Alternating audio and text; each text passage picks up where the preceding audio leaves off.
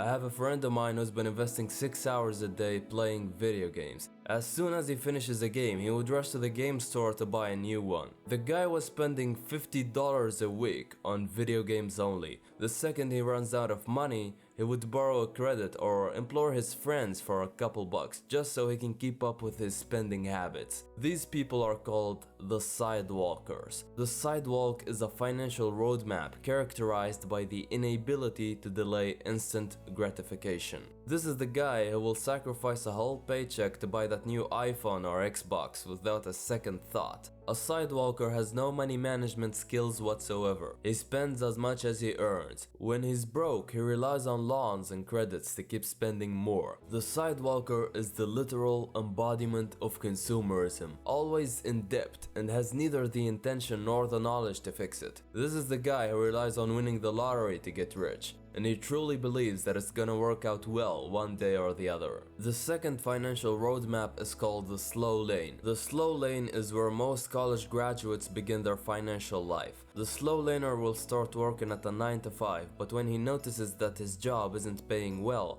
he will get back to college to get that MBA. He aims to waste another 5 years of his existence in college to raise his salary by 5%, and I can't blame the guy. Slow laners wholeheartedly believe that there is no way else to go about making money other than a 9 to 5. While the sidewalker is financially illiterate, the slow laner is considered better since he's willing to save, get out of debt, and make investments in the stock market. But him getting rich is merely related to luck, and if he did get rich investing, he would be too old to enjoy his money. The third financial roadmap is titled the fast lane. You can recognize a fast laner from the other two by this mere principle: consume less, produce more. While the sidewalker is spending 30 hours a week playing video games, the fast laner is entertaining his creativity and working on another video game that he's gonna sell to the sidewalker when he gets bored from the old one. While the slow laner comes home from his 9 to 5 and watches TV, the fast laner is working on a new movie to sell on DVD for the slow laner to buy. A fast laner recognizes the gap between consuming and producing. The more he limits his consumption, the more he has the time to produce. People operating from the fast lane roadmap aren't spending 5 hours a day watching seminars. They're spending 5 hours a day giving seminars. They're not thinking about buying the next product, they're thinking about inventing the next product. A fast laner spends more time writing articles instead of adding to someone else's traffic. This doesn't emphasize the fact that he's unwilling to learn from others, it's the polar opposite. Unlike the slow laner and the sidewalker who finished education after school, the fast laner hungers for information. He realizes that knowledge is the ultimate fuel for value creation. To most people, the fast laner may seem like a manipulator, but his intentions are far beyond from that average misconception. He merely recognizes that the vast majority crave to be served. People will never run out of problems, and the fast laner is self-controlled enough to have the willingness to aid them out. It's as simple as that. It's true that you could build a fortune selling junk food to people, it's totally practicable. But I personally believe that a fast laner has to be someone who values moral standards more than anything else. A real fast laner is the guy who contributes in the increase of humanity plus businesses. A humanity plus business is, for example, teaching people fitness, social skills, nutrition, and personal development in general. Conversely, a humanity minus business fosters the promulgation of unhealthy food, steroids, and all strands of mediocrity. A true fast laner for me is the guy who labors day and night to make the world a better place through valuable creation. So the first fast lane principle is consume less and produce more.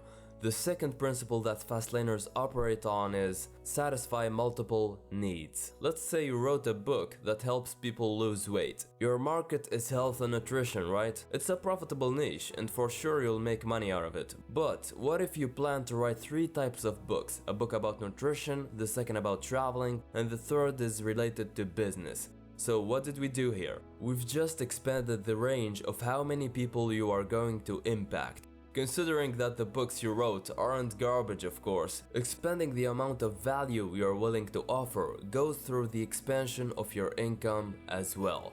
Another common belief between fastlaners is to choose among highly profitable markets. For example, MJ Demarco wrote this book because there is a notable demand for learning about financial success. This is why writing a book about business can turn out to be a great deal. Whereas writing a book where you talk about yourself isn't that profitable, meaning, who would want to buy an autobiography about an unknown author? The thing is, you want to get into the habit of serving people what they want. Find out what they are lacking, what problems there is to fix, and initiate the creation of a valuable product.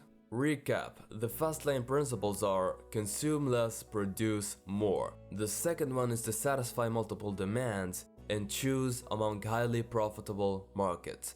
I want to further clarify that a fastlaner is not a puppeteer, he's not a manipulator. He realizes that people simply reciprocate when he's genuinely interested in fulfilling their needs. So he's constantly looking for opportunities to provide. His steps are always taken after long introspection because he values his time as gold and spends its entirety learning from masters, mixing his knowledge with theirs and sharing that whole with others. He concedes that building a fortune is accomplished through humble trade and diligent effort. The skill of generating value is the greatest art that he seeks to master.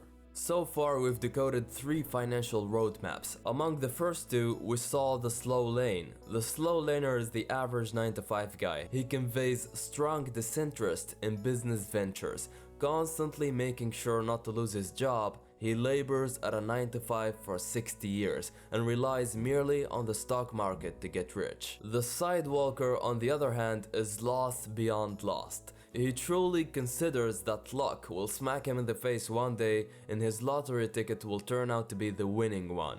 A fastlaner again walks through life constantly searching for opportunities to produce. He realizes that the more he gives, the higher the chances that people will reciprocate. The slow laner and the sidewalker will hear this and question, how can I give if I'm poor? Well, I guess that's the power of generosity. To be genuinely interested in offering help even though you're the most in need.